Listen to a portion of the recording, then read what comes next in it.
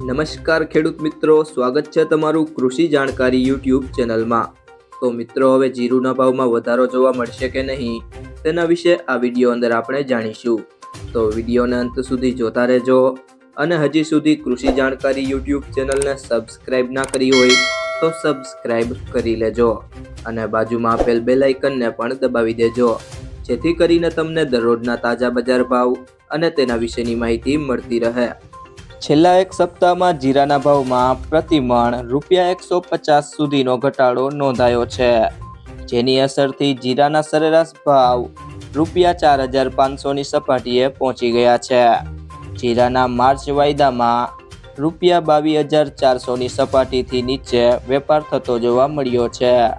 ઊંઝામાં દૈનિક 7,000 બોરીથી 10,000 બોરી વચ્ચે જીરાની વેચવાલી જોવા મળી છે, જ્યારે બીજી તરફ સ્થાનિક માંગ સ્થિર છે અને નિકાસના વેપાર પણ ઓછા હોવાથી લેવાલી ઓછી છે। આ સિઝનમાં ગુજરાતમાં જીરાનું વાવેતર 4,76,046 હેક્ટરમાં નોંધાયું છે, જે ગત સિઝનમાં 5,61,306 હેક્ટરમાં હતું। ગત સિઝનની સરખામણીએ જીરાનું વાવેતર ઘટ્યું છે।